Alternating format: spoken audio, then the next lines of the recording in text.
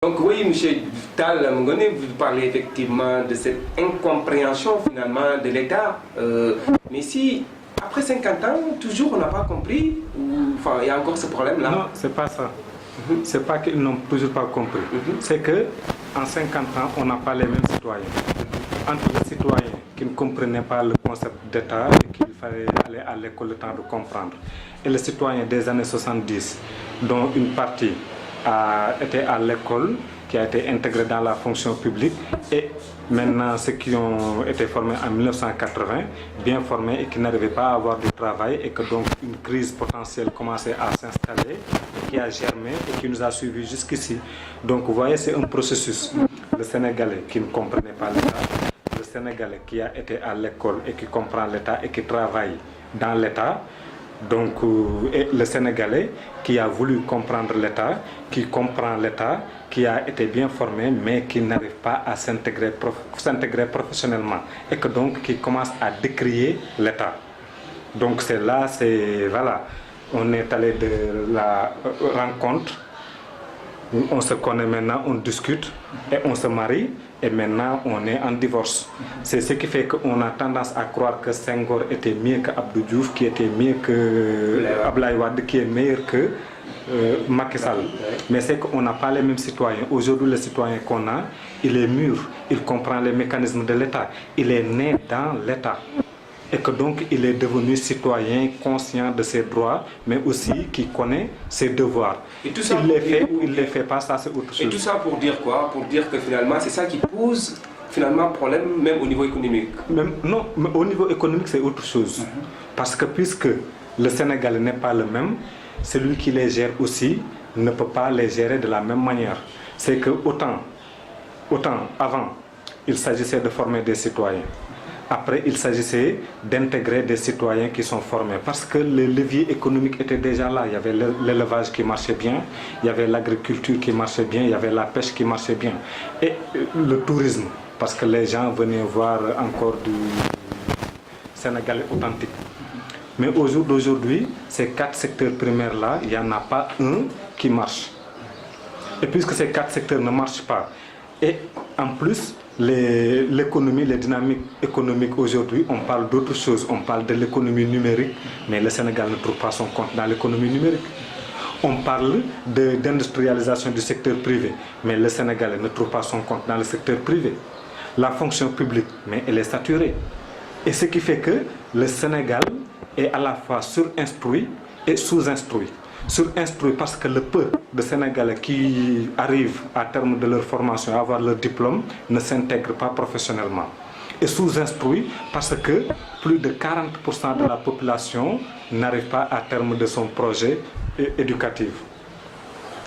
Aujourd'hui, il y a des jeunes qui ont leur baccalauréat, qui veulent bien faire leur cycle universitaire, mais ils n'y arrivent pas. Parce que l'État n'arrive pas à les intégrer. À une solution pour ça? Alors, peut-être pas de... Moi, je n'aime pas trop qu'on dise est-ce que rassemblement, est-ce que tel a une solution. Je pense que le débat de proposé, c'est le débat de gouvernance.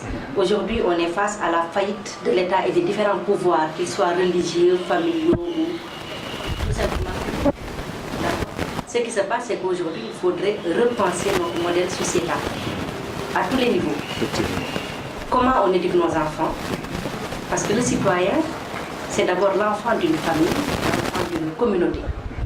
Alors l'éducation qu'on donne à nos enfants, combinée à l'instruction qu'ils sont en droit d'attendre de l'État, fait que nous pouvons avoir quelqu'un sur qui on peut compter et qui pourra aider à impulser une dynamique de développement, d'évolution, etc., etc. Alors, juste pour en revenir à ta question, parce que je pense que tu nous as demandé ce que nous pensons de la marche de l'État. Et moi, j'ai l'impression que nous sommes dans un grand je m'en foutisme à tous les niveaux. Nous sommes dans un système informel qui ne dit pas son nom. Aujourd'hui, on est au mois d'août, presque à la mi-août. La deuxième session de l'université ne s'est pas encore déroulée. Le deuxième trimestre n'a pas encore débuté. Il y a des cours qui n'ont pas été commencés. Les étudiants sont en grève parce qu'ils attendent le paiement de leur bourse. On a un scandale dans l'éducation nationale. Moi, en tant qu'éducatrice, en tant qu'enseignante, je suis choquée, peinée et puis inquiète Parce que la seule ressource que nous allons transmettre à nos enfants, c'est l'éducation, l'instruction. Aujourd'hui, nos diplômes sont au rabais. Un étudiant qui sort du Sénégal avec une maîtrise ou un DEA est obligé de faire des modules complémentaires s'il veut poursuivre ses études à l'étranger. Nous sommes classés parmi les derniers d'Afrique en matière de qualité de l'enseignement et en matière de niveau universitaire. Il fut un temps où les Africains venaient, d'autres Africains venaient se faire former au Sénégal parce que nous avions un enseignement de qualité. Donc à ce niveau-là, je pense qu'il y a faillite de l'État. L'affaire du colonel Daou. Oui, l'affaire du colonel Daou, bon, je vais y venir un peu plus loin parce que par principe, les affaires en cours, je préfère toujours prendre...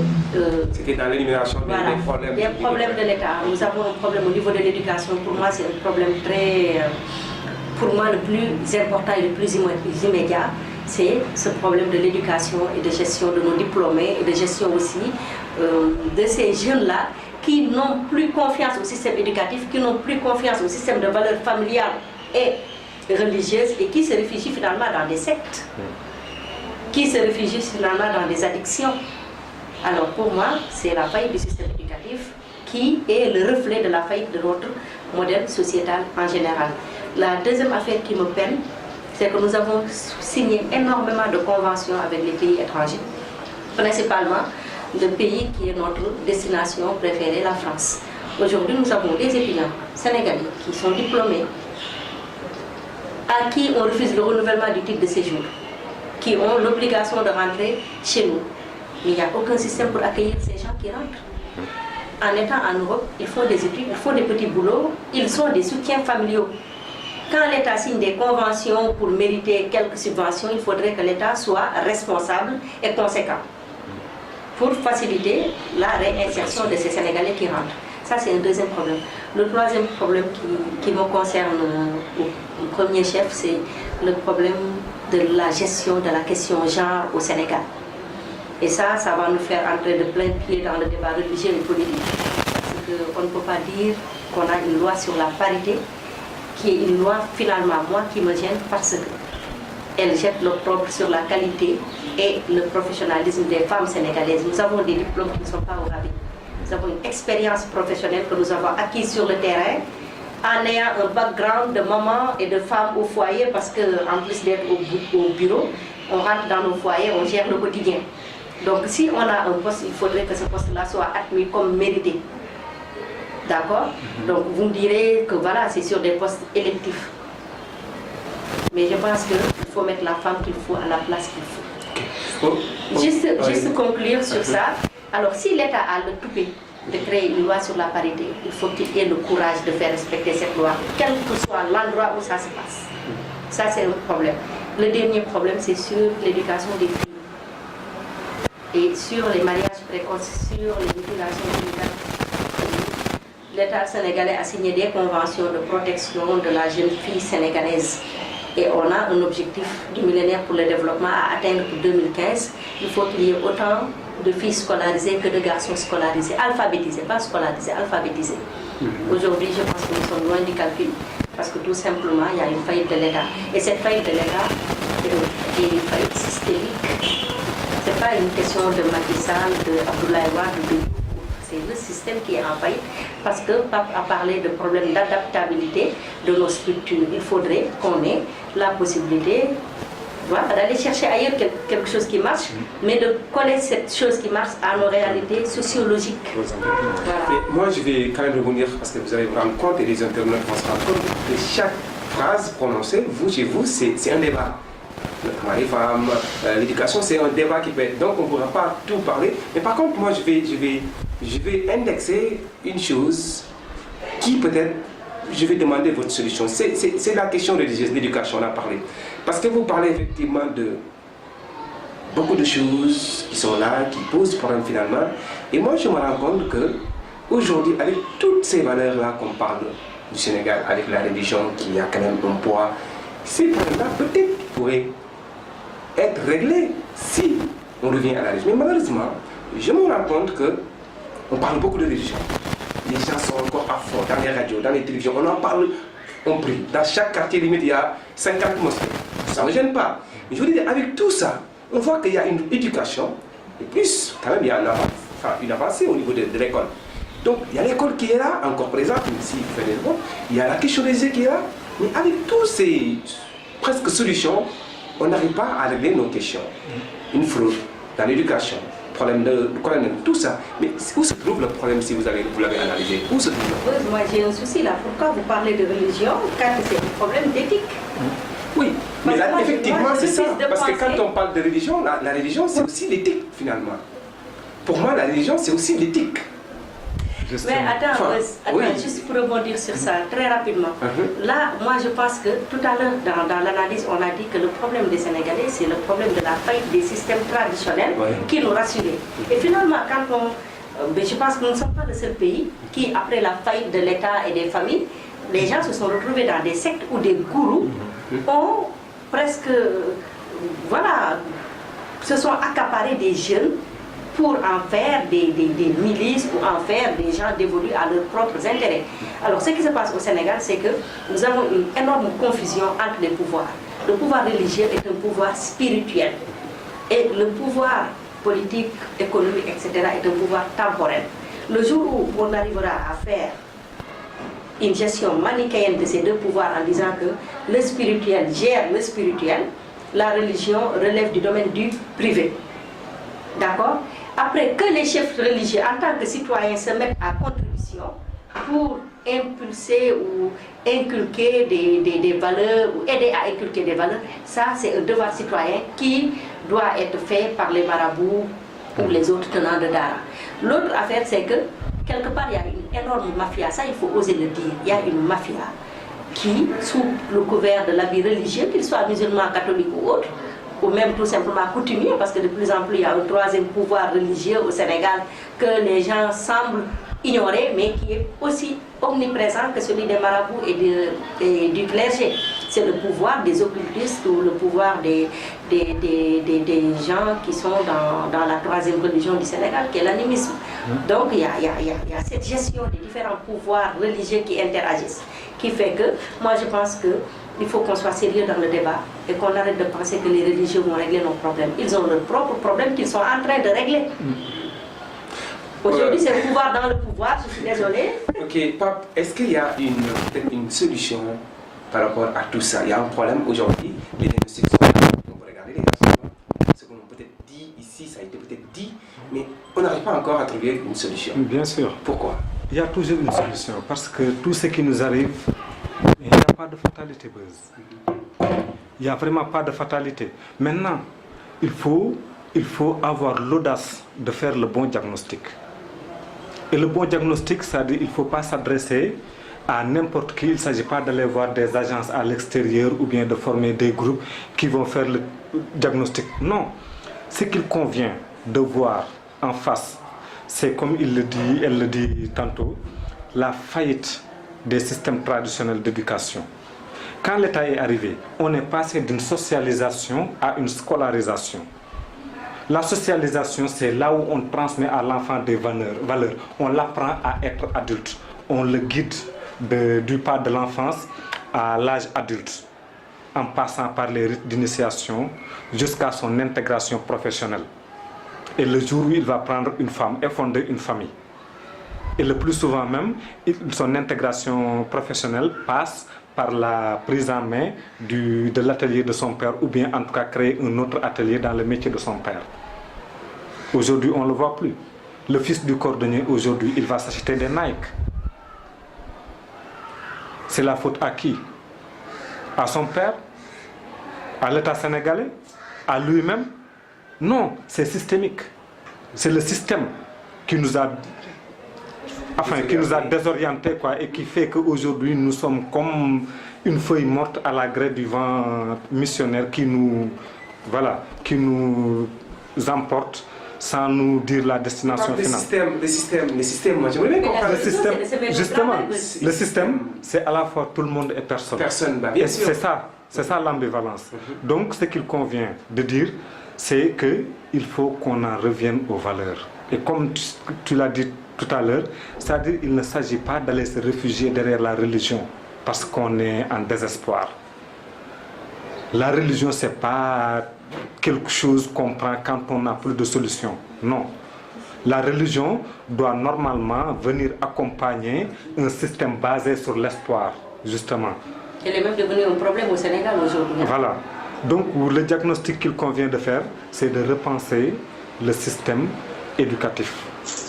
Le repenser, c'est de ne pas le prendre comme un moteur de scolarisation, mais un moteur de socialisation, en intégrant des valeurs, en intégrant peut-être des filières professionnelles. Il faut savoir inventer un modèle adaptable à notre réalité locale et ne pas copier aveuglément des dispositifs qui viennent d'ailleurs. Une des solutions, juste pour terminer sur cette affaire, c'est que moi je pense que ça passe d'abord par les valeurs. Ce n'est pas la religion qui va les inculquer à nos enfants, c'est l'éducation qu'on a dans nos foyers. Depuis combien de temps tu n'as pas le temps, pris par le travail, le temps de manger avec tes enfants pour leur dire qu'un enfant, en mangeant, il regarde devant soi, un enfant doit partager le plat, parce que partager le plat, c'est apprendre une forme de solidarité. Voilà, un enfant doit apprendre à respecter, par exemple, l'intimité de ses parents. On ne rentrait pas, nous, de notre temps, on ne rentrait pas dans la chambre des parents. Aujourd'hui, nos filles, nos enfants sautent dans nos lits, ils viennent nous réveiller à la limite. Va savoir si nous trouvent habillés ou pas. Aujourd'hui, tu envoies ton enfant, il voit quelque chose chez le voisin, il vient te le rapporter, tu vas l'écouter. Du temps de nos moments, tu commences à rapporter, mais on te fait un vitilope d'enfer, tu perds tes dents. Tu vois, c'est des petites choses comme ça qu'on a perdu. Et l'autre affaire, c'est notre rapport au travail. On ne travaille plus. On ne travaille plus. Je viens te voir au bureau, je prends ton ordinateur, je me connecte, je suis sur Facebook, alors que c'est un lieu de travail. Tu vois? Alors, il y a énormément... Les solutions, c'est d'abord nous. Sur une dernière question, hein, quand même, qui est importante, parce que quand vous voyez, il y a priorité en France, je ne sais pas si vous avez fait le diagnostic pour comprendre le nombre d'associations ou d'ONG qui s'occupent des enfants de la rue. Et je ne sais pas si vous vous rendez compte de l'augmentation des enfants de la rue. Il y a un paradoxe, moi, qui me gêne, c'est pas certaines personnes. Le nombre d'ONG qui interviennent aujourd'hui pour les enfants de la rue, que ce soit Tali ou autre, et le nombre d'enfants de la rue qui augmente aujourd'hui.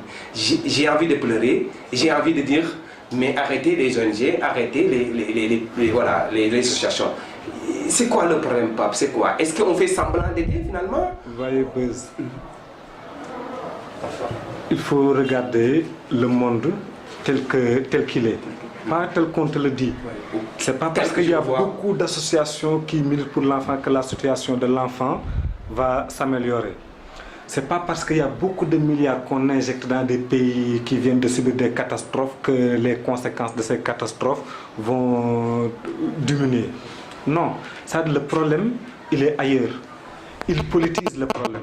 Et justement, l'enfant talibé est devenu un enjeu. Et comme dans tout pays qui est en crise, l'enjeu devient un moyen de business. Comme la religion, comme autre chose. Comme toute autre chose. Ça devient un moyen de business puisqu'il y a beaucoup de millions, beaucoup d'associations qui viennent, ça vient de l'extérieur, qui viennent. Ils ne viennent pas les mains vides. Ils viennent avec quelque chose. Donc il faut qu'on aide ce quelque chose-là qu'ils ont ramené chez moi. Et c'est pour ça qu'il y a toutes ces associations-là qui foisonnent. Mais ce qu'il convient de dire, et c'est là où je parle de la responsabilité de l'État. Les daras, autant. Mais on n'osait même pas imaginer un dara dans un milieu urbain. La spécificité d'un dara, c'est d'être dans dans le milieu rural. Et quand on parle de milieu urbain, là on va parler d'écoles coraniques. Et les écoles coraniques, de manière générale, soit ils sont accrédités par l'État, parce qu'il va envoyer là-bas des professeurs d'arabe qui vont le faire, ou bien l'enseignant lui-même, le sëriñ lui-même, il va chercher des fonds pour pouvoir ouvrir l'école puisque les enfants ne dorment pas là-bas. Les parents se lèvent le matin, ils donnent à l'enfant un petit déjeuner, l'enfant va apprendre et le mercredi, ils donnent ce qu'on appelle le alarba. Le mercredi, il amène soit 25 francs ou 50 francs que les parents lui donnent. Il va amener là-bas, chaque enfant amène ça et c'est ça qui constitue la paix du marabout. Mais les daras, en général, c'était dans les villages et que ce qui les faisait vivre aussi, c'est que dans les villages, ils peuvent avoir la particularité d'avoir des champs et que ces talibés-là, puisqu'ils viennent s'abreuver de connaissances pendant la saison des pluies. Et aussi, leur contribution, c'est d'aller participer au travail dans les champs. Et du coup, ils cultivent donc... Et priorité enfants, priorité enfance, ils ont compris quand même tous ces chantiers et ils ont ciblé la manière d'organiser leur aide. Voilà, moi je suis de ceux qui pensent qu'il ne faut pas injecter de l'argent dans cette affaire-là parce que ce n'est pas la solution. Il faut injecter des mécanismes de sortie de crise. Et ces mécanismes passent par l'habilitation des DARA, passent par la formation des enfants talibés et par le choix de nos collaborateurs sur le terrain. Priorité Enfance collabore avec deux structures principalement. La maison de la gare qui est gérée par Issa Kouyaté à Saint-Louis, qui fait un travail formidable sans subvention de l'État. Issa a commencé avec un sac à dos, il sillonnait les rues de Saint-Louis, il traquait les enfants malades, il les soignait, il les amenait de sa propre initiative à l'hôpital. Et puis il les faisait circoncire avec ses propres moyens. Et puis finalement, c'est des bailleurs étrangers, des bonnes volontés, ce n'est même pas des structures, des bonnes volontés, canadiennes principalement, qui l'ont soutenu, la famille Leroy, principalement de Ottawa, qui l'a soutenu et puis qui est en train de faire un très bon travail et qui commence à générer même de l'emploi au niveau de Saint-Louis.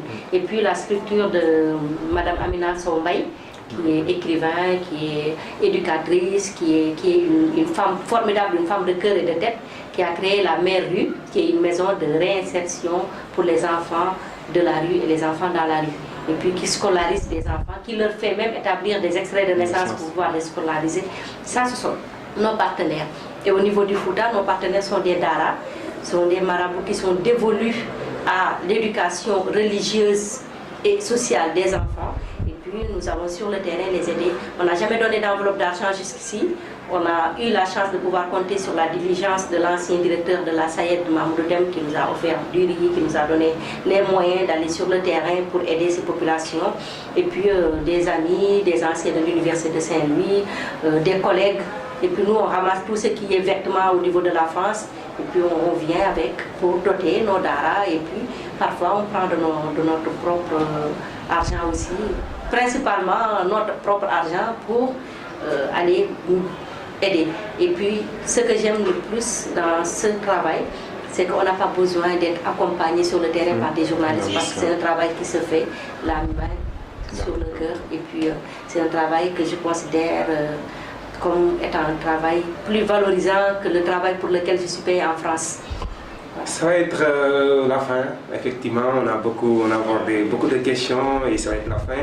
Mais juste un dernier mot, d'habitude les journalistes, dernier mot. Mais moi, c'est un dernier appel que je voudrais pas pour toi, pour le peuple sénégalais, pour les Sénégalais. Un appel, quelque chose, un cri de cœur que tu as envie de partager avec les Sénégalais. C'est quoi? Moi, ce que j'ai envie de dire, c'est que le Sénégalais doit être conséquent. Avant, je parlais toujours de conscience citoyenne, de conscience citoyenne, de conscience citoyenne. Mais là, d'après ce que j'ai vu les 2 dernières années surtout, depuis que Macky est arrivé au pouvoir, il faut que les Sénégalais soient conséquents. Parce que dans un pays, il ne peut pas y avoir de corrupteurs sans corrompus. Il ne peut pas y avoir de corrompus sans corrupteurs, je veux dire. Mais le Sénégalais, c'est lui qui veut aller corrompre le policier et après venir dénoncer que le policier soit corrompu. Après le Diola, après le naufrage du Diola, tout le monde à Dakar, personne n'osait plus prendre un car où il y avait surcharge, etc. etc. Aujourd'hui, c'est les mêmes qui disent que non, non, je suis pressé, le car est surchargé, etc. etc. Donc il faut que nous soyons conséquents. Il faut que nous soyons en phase avec nous-mêmes. Il faut que ce que nous disons vouloir, que nous puissions agir dans le sens de décrocher ça, quoi. Conséquent, c'est ça. Alors moi, mon cri du cœur, c'est que le procès de Karim Wade ne soit pas la montagne qui accouche d'une souris. Parce que c'est même gênant de parler de procès de Karim Wade. Il faudrait parler de procès de la malgouvernance. Et que ça soit aussi un exemple et puis une menace sur tout individu qui aspire à gérer les deniers publics sénégalais. Il faudrait que la reddition des comptes soit quelque chose de pérenne et que cette cour de lutte contre l'enrichissement illicite soit quand même une cour qui est légitimée par les Sénégalais et qu'on arrête de faire de l'événementiel sur une question qui est tragique. C'est quand même la question de milliards et de milliards supposé avoir été détourné et dont le Sénégal a besoin principalement pour l'éducation nationale. Alors, si cet argent a été détourné, de grâce qu'on nous le rende, s'il n'a pas été détourné, que ce monsieur soit libéré, puis qu'on passe à autre chose. Le pays est piégé, on est en état de siège, et les gens sont là qui fanfaronnent. Alors, il faudrait qu'on arrête de se moquer un peu de nous et qu'on se mette au travail. Merci Hadi, merci Pape, vous l'avez constaté, chers internautes, un couple très engagé. Donc merci d'être venu nous rendre visite à News. Juste un mot. Oui. Je suis vraiment content. Je dois dire même que je suis honoré et fier de venir aujourd'hui ici à Grand Yoff, Grand Dakar du moins, découvrir Adio News. Et quand on parlait du projet et maintenant quand je vois la réalisation, je ne peux qu'être fier et t'encourager aussi, parce que c'est pas facile de laisser des privilèges en France, si on peut appeler ça privilège, hein, et de revenir dire que j'ai pas mieux que mon pays, si j'ai du savoir, si j'ai des moyens, si j'ai des connaissances. Je dois le partager avec mon pays qui a participé à ma formation. Je crois qu'il n'y a pas d'entreprise plus noble que cette démarche en soi. Je ne parle même pas après de l'entreprise qui a été créée, Adio News. 2 entreprises pour Adiocom et Adio News. Et je vois aussi une équipe jeune et très dynamique que j'encourage au passage, que je salue aussi. Donc continuez comme ça, c'est un exemple en tout cas et je ne manquerai pas de relayer ça là-bas aussi parce que comme on disait tout à l'heure, nous sommes là aussi pour ça, nous sommes des citoyens, patriotes et républicains. Quand on voit quelque chose, il faut qu'on puisse le partager avec tout le monde. C'est la générosité qui est aux sentinelles que nous sommes. Bon, merci à vous, hein, tout est dit, franchement moi ça me fait plaisir, je n'ai pas donc c'est un débat, mais en tout cas merci à vous et merci les gens qui vont regarder cette émission et tout le monde peut être invité effectivement, nous c'est ça, c'est pas que il faut être président ou machin, donc on aimerait partager avec des gens comme vous l'expérience, donc votre expérience, chacun notre vécu, partager avec les Sénégalais et relayer l'information, donc merci et à très bientôt. À très bientôt. Ok.